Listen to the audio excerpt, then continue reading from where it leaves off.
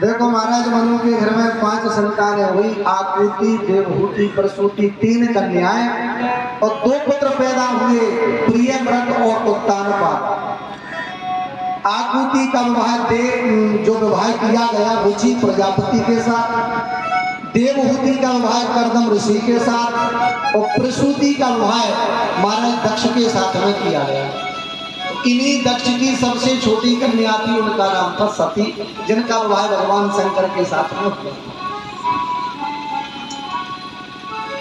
जब सती का शंकर के साथ में विवाह हुआ था तो एक शर्त थी कि जीवन में तुमने कभी हमारे ऊपर शंका करी तो ध्यान रखना, हम तुम्हारा त्याग कर देंगे।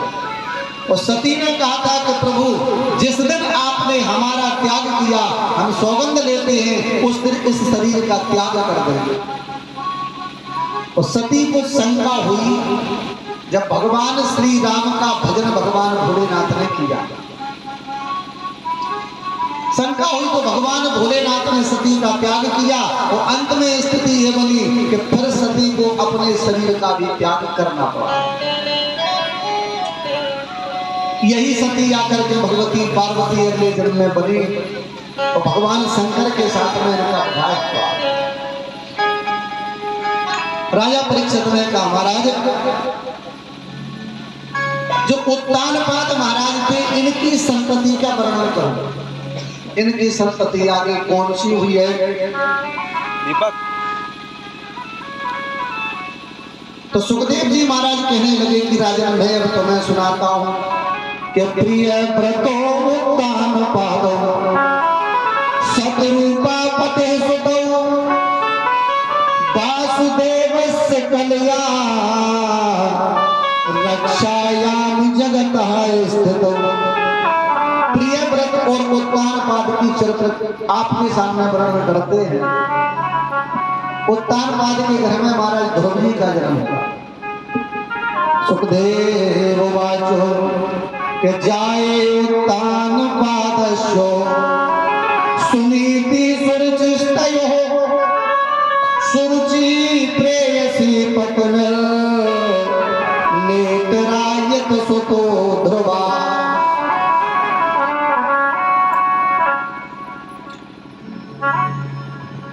उत्तानपाद महाराज की प्रथम पत्नी का नाम था सुनीति। बड़े विचार से सुनना, सुनीति का मतलब क्या है? सु माने सुंदर और नीति माने विचार। जिसके सुंदर विचार हो वो सुनीति हो। महाराज इनके गर्भ से सुंदर बेटा का जन्म हुआ, इनका नाम था ध्रुव। परमात्मा के परम भक्त थे। एक समय की बात है, उत्तानपाद महाराज वन में शिकार खेलने के लिए गए। एक देवी जी से मुलाकात हुई, इनका नाम था सुरुचि। तो सुरुचि का मतलब होता है सुंदर रुचि, सुंदर स्वाद। नीति दूसरे के लिए होता है और स्वाद खुद के लिए होता है। महाराज सुरुचि के लाने पसंद कर लिया, कहा हमसे विवाह करो। तो ठीक गांधर्व पद्धति से सुरुचि के साथ में उत्तानपाद ने विवाह किया। जैसे ही विवाह करे उत्तानपाद महाराज अपनी प्रिय पत्नी सुरुचि के लेकर अपने महल में पधारे। अब ऐसा होता है कि जब नई पत्नी साथ में हो तो दरवाजे पर तिलक लगाया जाता है। सुनीति मैया हाथ में थाल लेकर आ गई और हाथ में थाल लेकर आकर के सुरुचि का स्वागत किया, तिलक लगाया, आरती उतारी, गृह प्रवेश कराया। और जैसे ही महाराज उत्तानपाद जब महल में प्रवेश कर गए, लेकिन सुरुचि ने अपने कदम रोक लिए।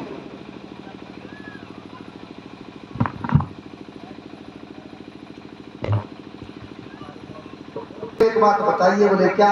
बोले जिन्होंने टीका लगाया ये कौन है? बोले हमारी बड़ी पत्नी है, उनका नाम सुनीति। तो सुरुचि ने अपने कदम रोक करके कहा, महाराज अगर आपको हमसे प्रेम है तो सुरुचि अंदर जाएगी और सुनीति घर के बाहर, आप उनको घर से निकाल दो। महाराज नारी के बस में संसार है। ईमानदारी की बात बताओ, अगर मैं आपसे पूछूं तो आप सच बताएंगे? आप नारी के बस में हो कि नहीं हो कि नहीं? सभी लोग। अच्छा, और जो लोग कहें कि नहीं महाराज हम नहीं है बस में, तो हम ये कहेंगे कि बिल्कुल झूठ बोलते हो। सबके सब बस में। अच्छा ये सब मैंने नहीं कहा है, ऐसा तो सानी नारद बस नारद बस नर सकल गोसाई नारद बस नर सकल गोसाई नाचन नर कटकी नाई नाचन मर कटकी नाई नाचन मर कटकी नाई नाचन मर कटकी बोल नारद बस नर सकल गोसाई और नाचे नट मर कटकी नाई। बोले संसार के जितने पुरुष हैं वो इस प्रकार से नारी के बस में हैं जैसे मदारी की डंडी के बस में बंदर रहता है। जैसे बंदर मदारी की उस हाथ में छड़ी के माध्यम से नाचता है, ऐसे ही संसार के पुरुष नारी के माध्यम से नाच रहे हैं। आपने देखा होगा बंदर आता है, मदारी नचाता है, मदारी कहेगा ससुराल जाओगे, तो बंदर कहेगा हाँ। कैसे जाओगे? तो कंधे पर लकड़ी रख करके वो चला जाता है। ये बंदर नहीं नाच रहा है, मदारी के हाथ में जो छड़ी है वो छड़ी उस बंदर को नचा रही है। वो ऐसे ही संसार की देवियां संपूर्ण पुरुष पक्ष को नचा रही है। एक व्यक्ति से हमने ऐसे ही पूछ लिया, कथा चल रही थी, हमने पूछा कि भैया तुम नारी से डरते हो कि नहीं, आप बस में हो कि नहीं हो? तो उसने खड़े होकर के कहा कि महाराज अब हम कुछ कह नहीं सकते। बोले नहीं बताओ तो हाथ उठाओ, कितने लोग बस में हैं कितने नहीं? तो सबने हाथ उठा दिया कि हम बस में हैं। एक व्यक्ति नीचे हाथ करे रहा। बोले कि भैया तुम बस में नहीं हो? तो बोले महाराज हम तो इतने बस में हैं कि उनके बिना कहीं हाथ भी नहीं उठा सकते, सबके सब बस में हैं। जैसे ही कहा सुनीति ने, भैया सुनीति को बाहर निकाल दिया। सुरुचि ने कहा कि अगर महाराज मुझसे प्रेम है तो सबसे पहले इनको बाहर निकाल। सुनीति को बाहर निकाल दिया, बाहर कुटिया बना दी।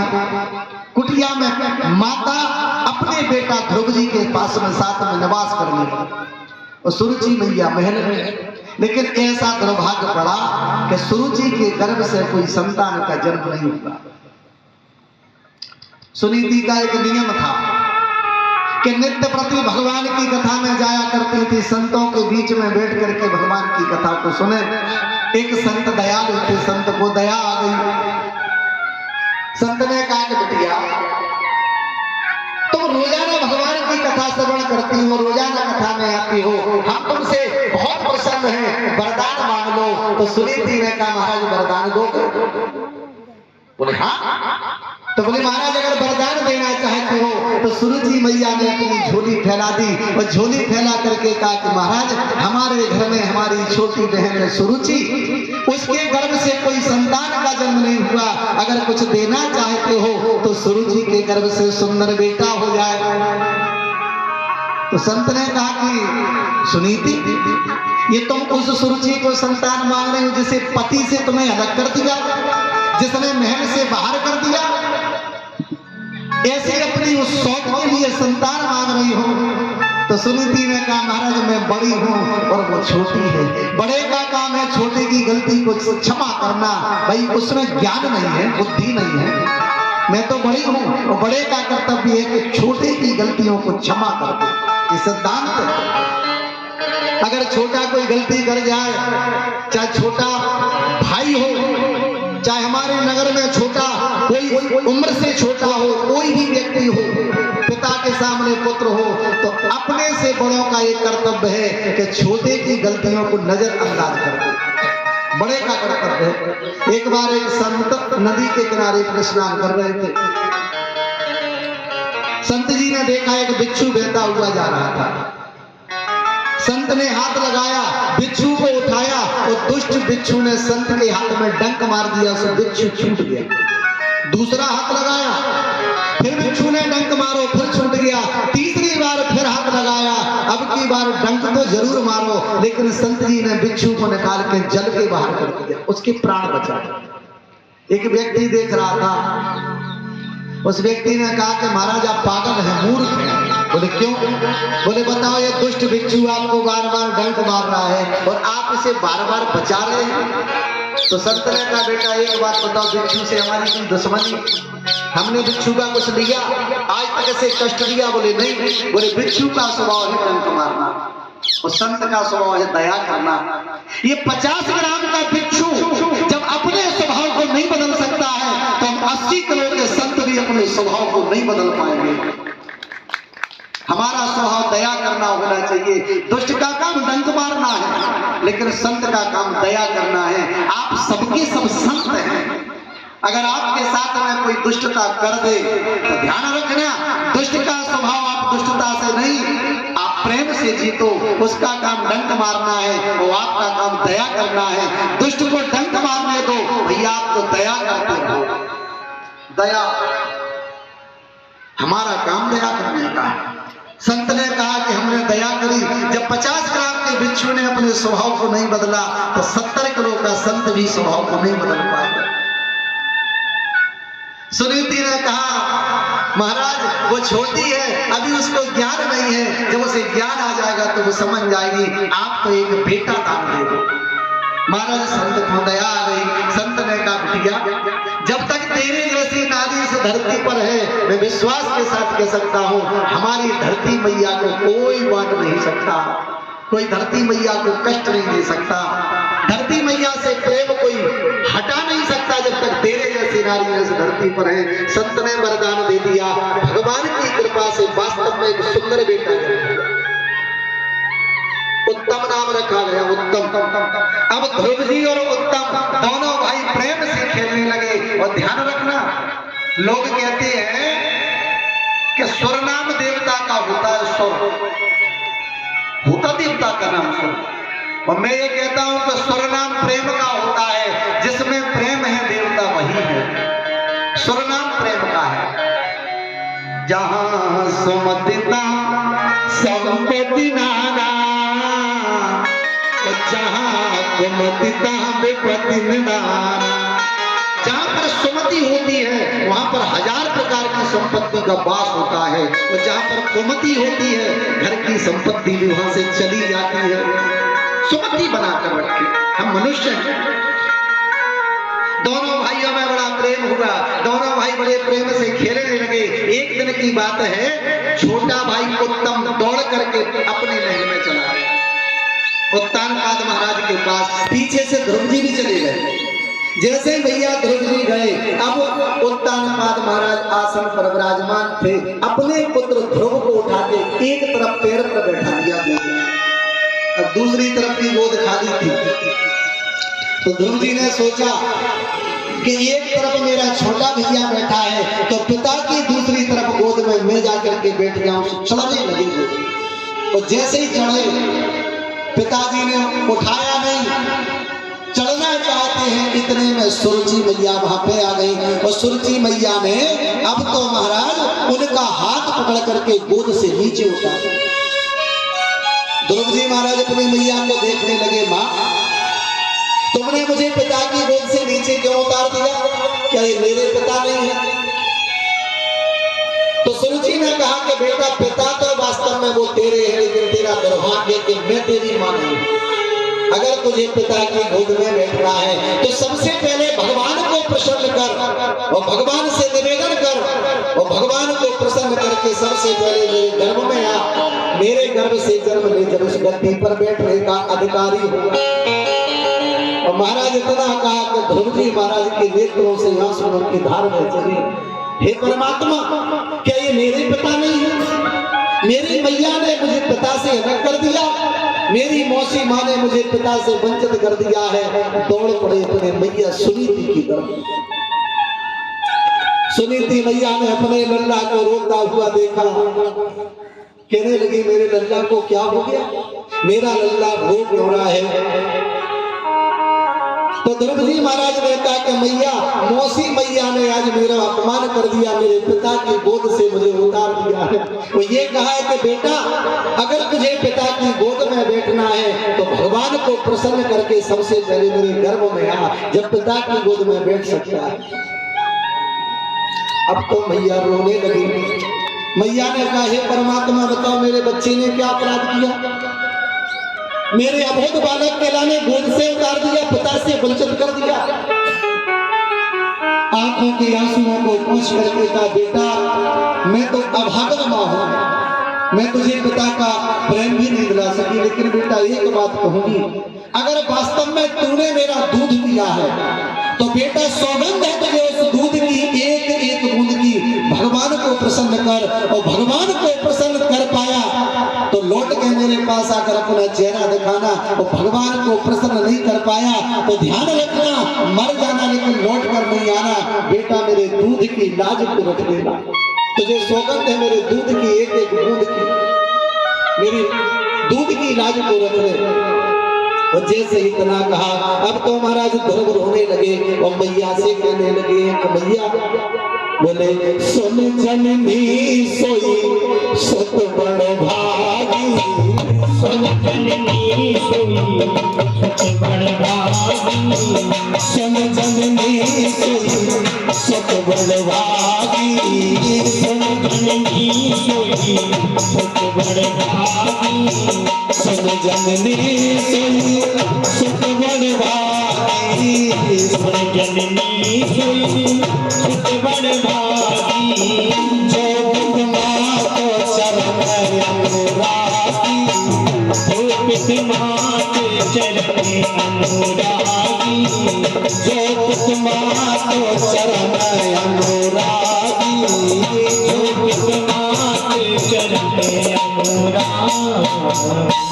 बोल सुन जननी सोई सुत बड़ भागी, जो पित मात बचन अनुरागी।